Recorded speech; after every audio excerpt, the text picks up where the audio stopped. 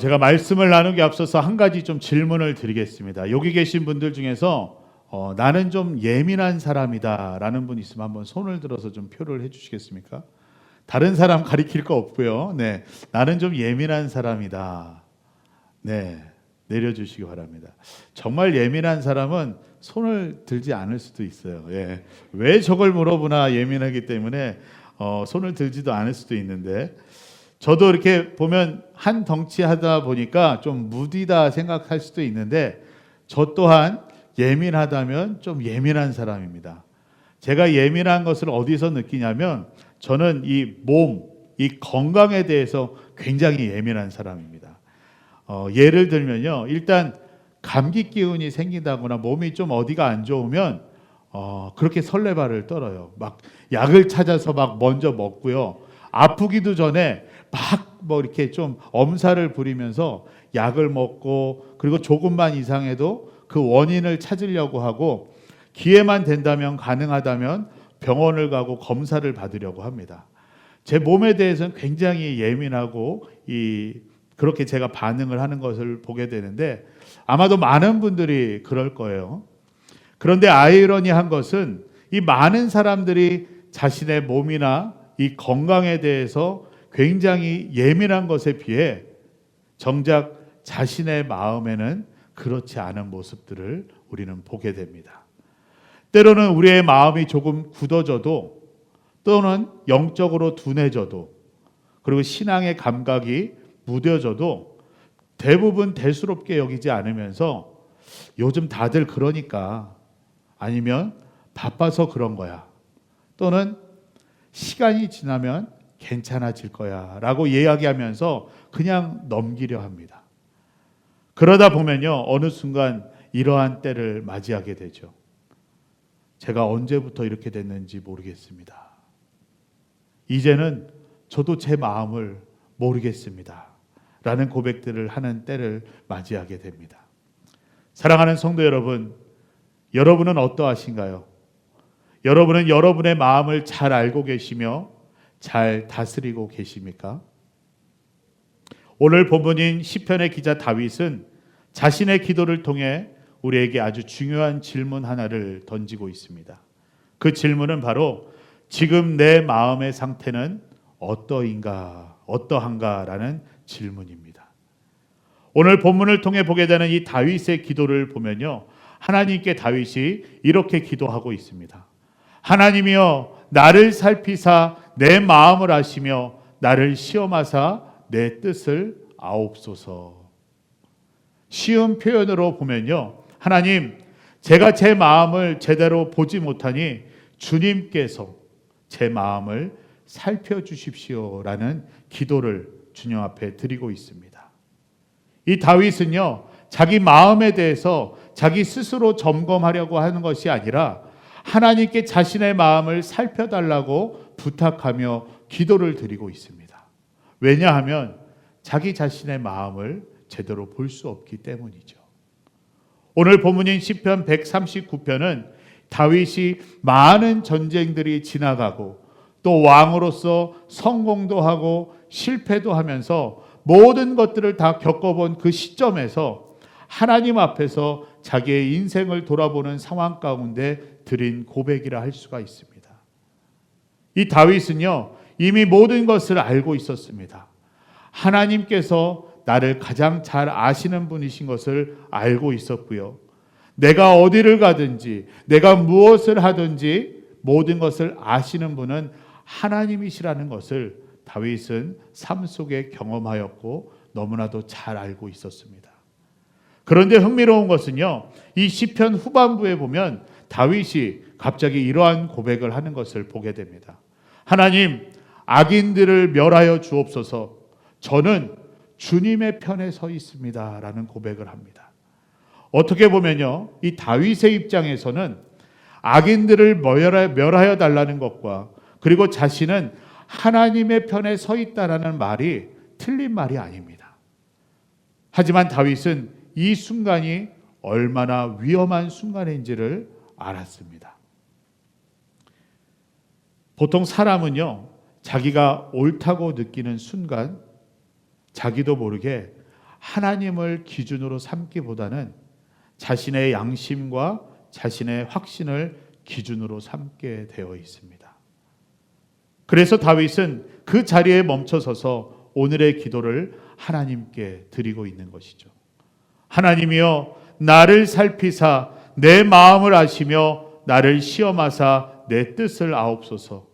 내게 무슨 악한 행위가 있나 보시고 나를 영원한 길로 인도하소서.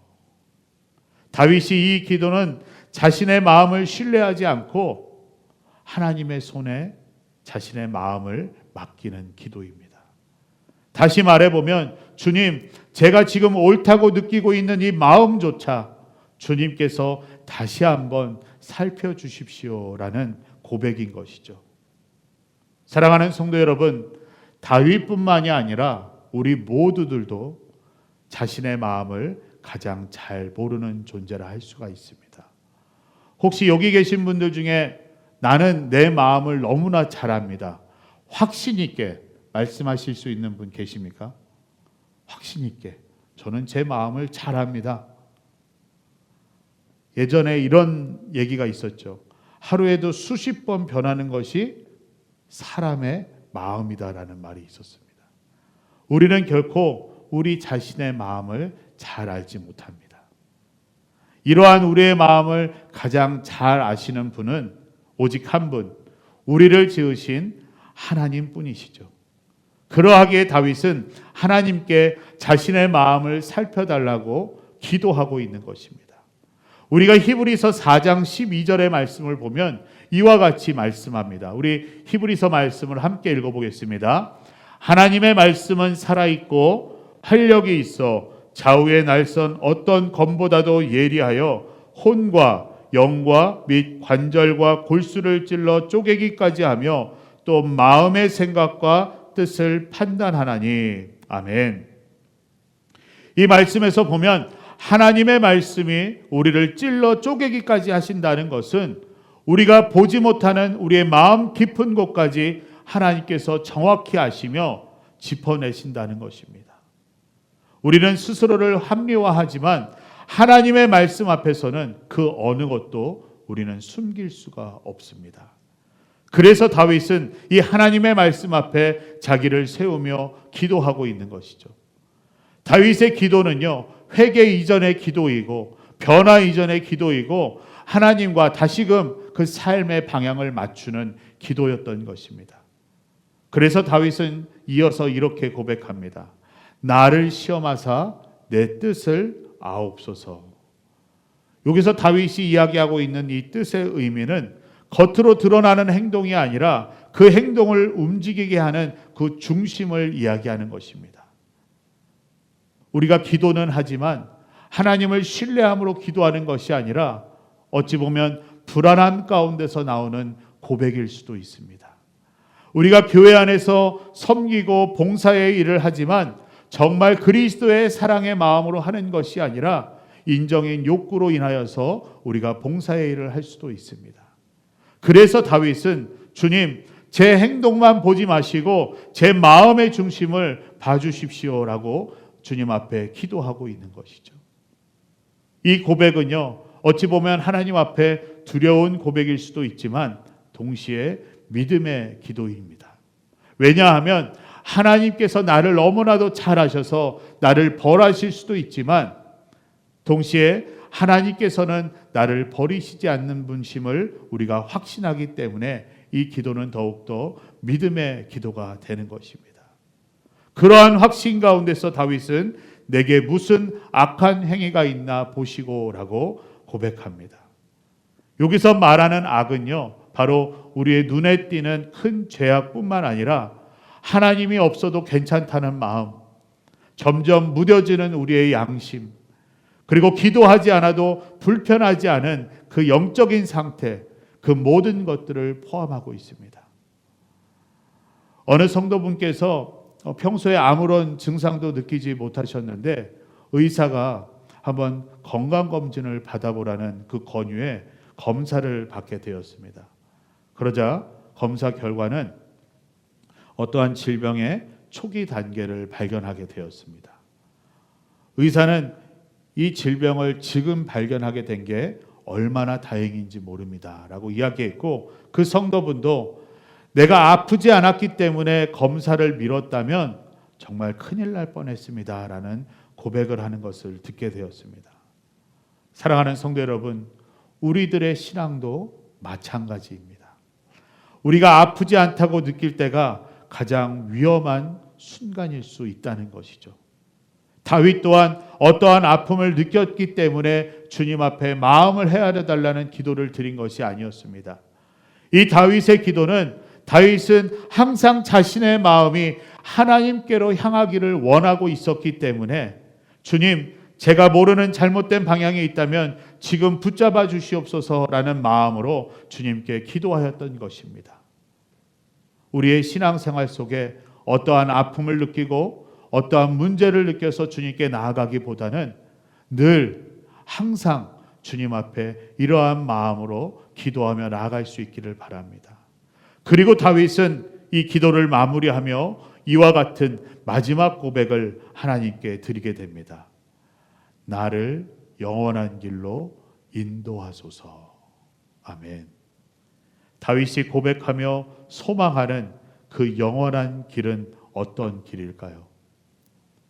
그 영원한 길에 대해서 예수님께서는 요한복음 14장 6절에서 우리 가운데 아주 분명하게 말씀해 줍니다. 우리 요한복음 14장 6절 말씀을 우리 함께 읽겠습니다.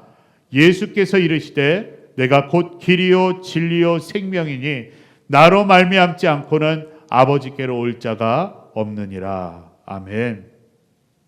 바로 영원한 길은 어떠한 도덕적인 기준이나 어떠한 종교적인 원칙이 아니라 길과 진리와 생명이신 그 예수 그리스도를 믿고 그 예수 그리스도를 통해서 나아가는 길인 것입니다. 지금 바로 우리가 예수로 교회로 모여서 예수의 길을 걸어가고 있는 이 길이 바로 영원한 길인 것입니다. 우리 좌우 앞뒤 분들에게 우리 축복하면서 격려하기 원합니다. 우리 예수의 길, 영원한 길 끝까지 함께 갑시다. 우리 함께 격려합시다. 예수의 길, 영원한 길을 우리 끝까지 함께 갑시다. 아멘. 이 다윗의 기도는 결국 하나님, 저의 마음을 헤아려 주시고 다스려 주셔서 길과 진리와 생명이 되시는 그 영원한 주님의 길로 나를 인도하여 주시옵소서라는 고백이 되는 것입니다.